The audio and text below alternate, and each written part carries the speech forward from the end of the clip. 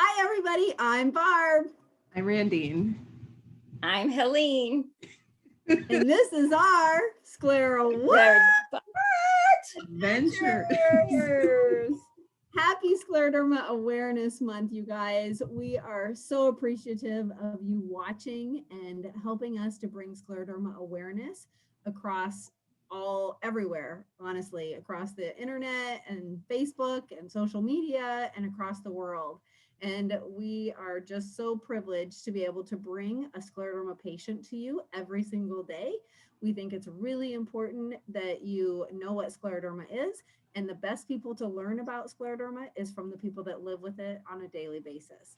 And so we are so excited to bring Helene to you today. Thank you so much, Helene, for joining us. You're so welcome. It's my pleasure. Awesome. Well, tell us, Helene, what form of scleroderma do you have? Well, I was originally diagnosed with RA. And then when my skin got hard, which was a few months after that, they knew right away I had scleroderma. So they said I had systemic diffuse scleroderma because the onset was so fast. And as soon as my skin started hardening, my kidneys started not functioning. So that was all within probably less than a month. Yeah. But now, which is very strange, I have all the CREST symptoms as well.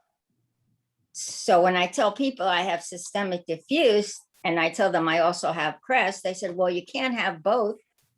I said, well, I guess you can because I do. Well, and there's a lot of symptoms that overlap. Like, right. I mean, so many of them are very, very similar. And so tell us, when were you diagnosed? I was diagnosed in 1996. Okay, so you have lived with it for a long time. Over 25 years. Mm-hmm. Yes, yeah. Well, so tell us, what is one thing that you would have told your pre-diagnosis self? I would say to never give up, to stay positive. Don't listen to the lies that people tell you. And also, you're probably going to be smarter than your doctors. That's a good one. And very, very true. Yes, who knew when we were getting diagnosed that we were going to become the medical experts, right? Absolutely. I mean, if you can't advocate for yourself, nobody else is going to do it for you. Yeah, that's right. So tell us, Helene, what is one blessing that scleroderma has brought into your life? It's funny you should say that, because I have said to people many times that scleroderma has become more of a blessing than a curse. And those who are newly diagnosed, who are really suffering a lot, just can't imagine that to be true. And after the first few years, which are horrendous, I mean, they are horrible. I was bedridden for a long time and was told I wouldn't live past 2000 in 1997. And I just couldn't believe that would be true. I'm a very optimistic person. I don't wallow in sorrow, and I don't feel sorry for myself. And I have 5 kids, and that's what kept me going. Knowing, and I was a single parent at the time. So knowing that those 5 children needed me, and I was going to do everything in my power to stick around to see grandchildren. In fact, one grandchild was actually born right before I was diagnosed. And I now have 10. So yeah, she actually turns 26 this month. Oh, that is awesome. So you've stuck around for all of them. Everyone. And now I'm waiting for weddings and great grandchildren. That's right. That's right. Well, tell us, what does Scleroderma Awareness Month mean to you? I spread awareness 365 days a year. I really believe that God has blessed me with this life to give hope to other people. And Mhm. because I've been through such a difficult time with medications and treatments and being bedridden and had to relearn to walk and talk and do so many things that people take for granted, I'm on so many websites for scleroderma. I couldn't even tell you how many. Okay. And I answer people's questions on a daily basis. And the one thing that I feel is the most important thing for me to do is to give my story and tell them that there is hope. That, you know, because the first thing people think, because they Google, and Google always is not positive, you know, they think right away they're going to die. And I have to say that that's not always true. You know, I can't say it's not true, but I can say that it is not always true and it doesn't have to be. Yes, I would totally agree. Yeah. And So- also early intervention is so important. So Mhm. important. Absolutely. Absolutely. Well, and you and I, who both have lived with scleroderma for over 25 years, we both are very well aware of that. The early Absolutely. intervention makes a huge difference.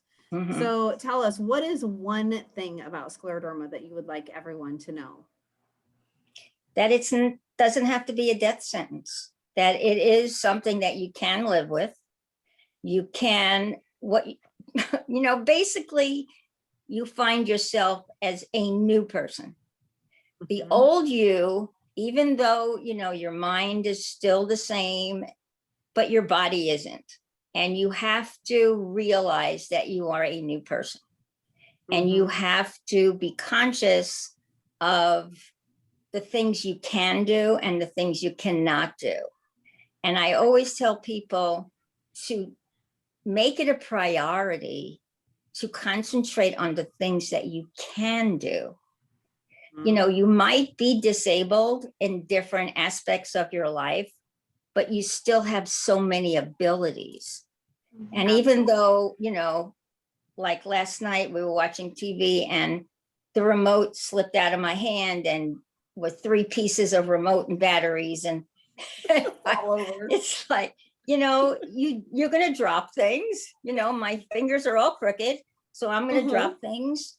And, you know, thank God my husband is big and strong and he opens anything I can't open and reaches things I can't reach. But, you know, you have to learn to use adaptive equipment if you need to and not be embarrassed by it.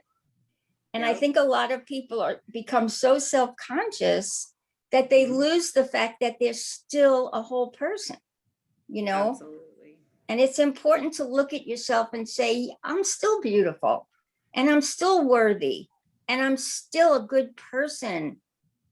And it's hard because you lose friends and your Mhm. family doesn't understand and the doctors don't always know what to do. So it's hard. I mean, it is literally hard. Literally, it really is hard. Yeah. That's true. Awesome. Well, those were the easy questions, Helene. Now get ready because Randine has the hard ones coming up. I'm ready. So Helene and Barb, what I just found out too is what they have in common. They both attended the first Scleroderma conference. Was that in 1996, ladies? 1998. 88. Yeah, 1998. Mhm. Okay, yeah, that's kind of cool. And Helene lives in Las Vegas.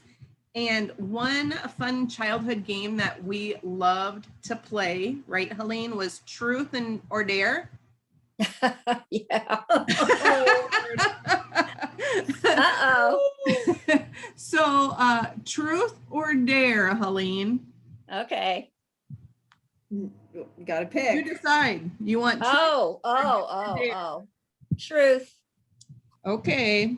What do you think you are much better at than you actually are? What do I think I'm much better at? Than you Than I- actually are. Did we just have a whole situation? A little bit. Cleaning. That's a good answer. That is a good answer. You can ask my husband, he'll tell you. How about you, Barb? I'm gonna say probably being a good sport. I think I'm a good sport, but honestly, I'm really not. Like, I don't like to lose when it comes to cribbage or any kind of card game or anything. I am not really a good sport, but I'd like to tell myself that I am, but I'm not. Oh, that's a good one. This will just be my last question. What is something you resent paying for? Wow.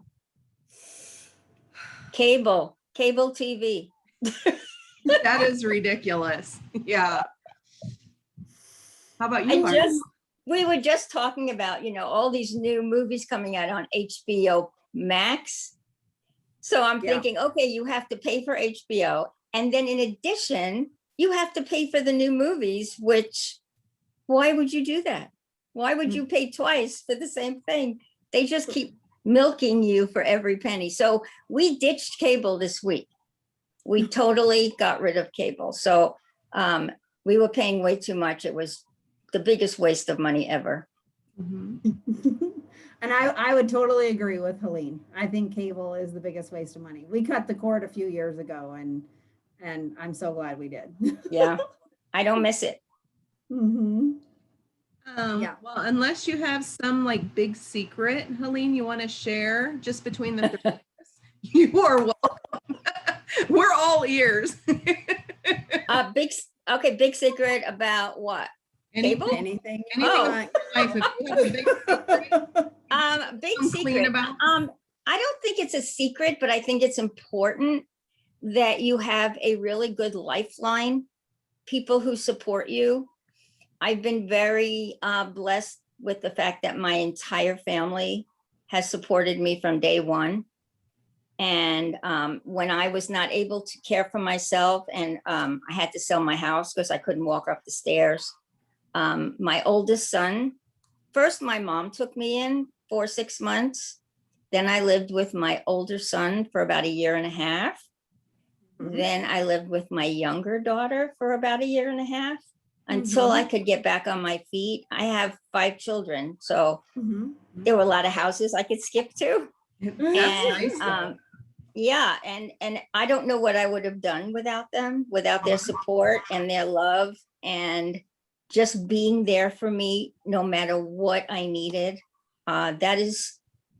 It breaks my heart when I hear people say that their husband, complains that they can't do things, or their family complains and says, oh, you're just being lazy, or, take an aspirin or whatever. That breaks my heart because I have such a fantastic support system, and that's just so important. Yeah, and you are blessed. I agree. Well, thank you so much, Helene, for joining us today. Stay tuned, you guys. We'll bring another scleroderma patient to you tomorrow. Happy Scleroderma Awareness Month, everybody. Have a great day.